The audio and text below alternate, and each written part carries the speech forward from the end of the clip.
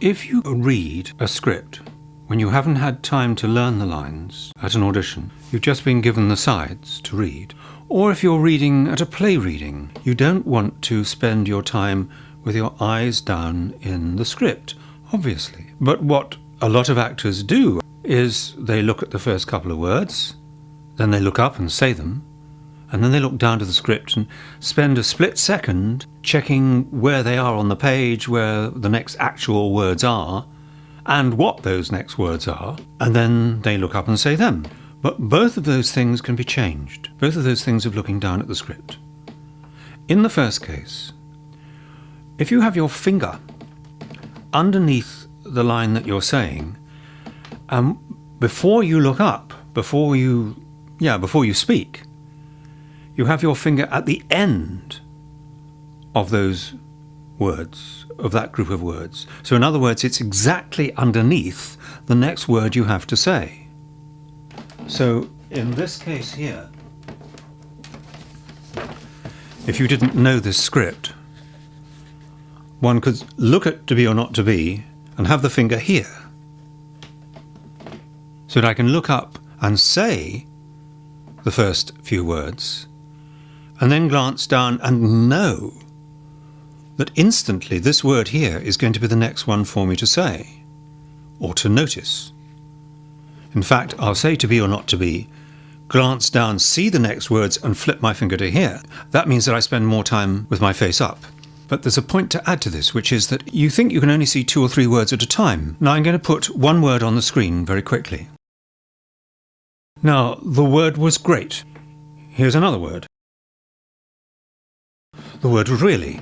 Now here's the two together. Okay, now this is the point. I'm now going to add a few more words. Now, although you know I'm using some of the same words, you still have to be able to see them to check what they all are. So here's a few more together in that short period of time.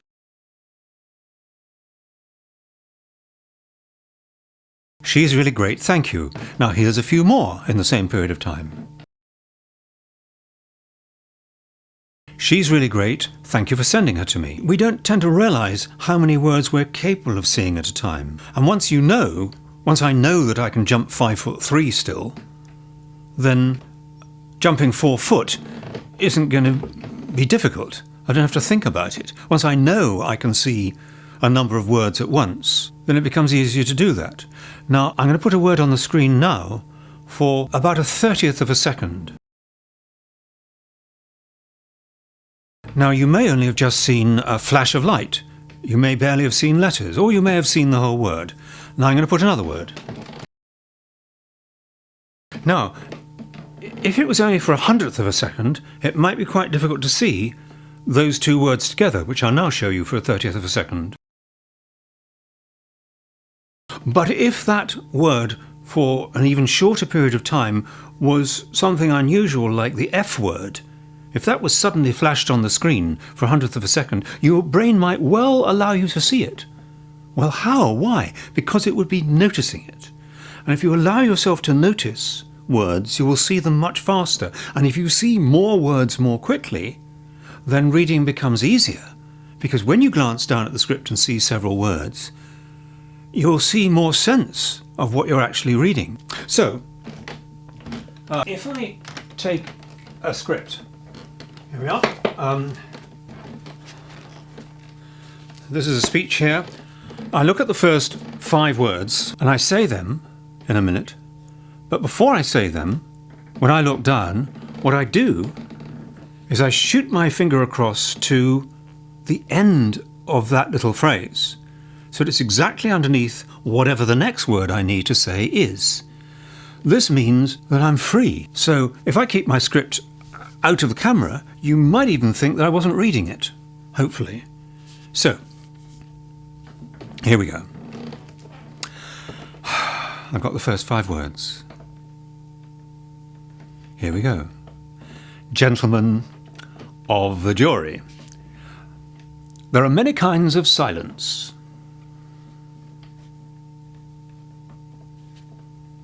Consider first the silence of a man when he is dead. Let us say we go into the room where he's lying, and let us say it's the dead of night. There's nothing like darkness to sharpen the ear. So we listen. And what do we hear? Silence. And what does it betoken, this silence?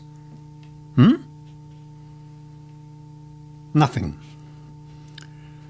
This is silence, pure and simple. So all I'm doing is shooting my finger to the end of the phrase. I'm not being good as an actor. I'm not being clever in any other way than that I'm not having to look down at the page. At least you're seeing my boring face instead of boring top of my head. I'm hoping this is slightly better than that. So that's how you read. Keep your finger underneath the next word that you're going to have to look at and allow yourself to see more words at a time. Oh, and when you come to the end of a page, it's really part of the same logical thing. If you've got the end of a page, so on the end of this one I've written it so that the last word of the page is going to be the middle of a sentence, in fact the middle of a word. So I've got and re with a hyphen. Then when you come to that, you see what it is, and you've got to leave your finger underneath the next word before you say it. So you go and remembering, because as soon as you say and re, you can glance down and know that this will be exactly where your eyes need to be for the next word. And blow up the script, the font of the script, so that it's larger, so you don't need to wear reading glasses. I wear contact lenses and I can see that size of print pretty easily. Hopefully you can as well. And obviously you highlight your lines. And if another person has got a long speech, then you shoot your finger down to the end of his speech and see what his last words are, and maybe have a quick glance through to check that he doesn't say those last words twice. And then have your finger underneath your next word so that you can listen the whole time. You don't have to be reading your script or reading his lines in the script. You can be listening, taking in the situation.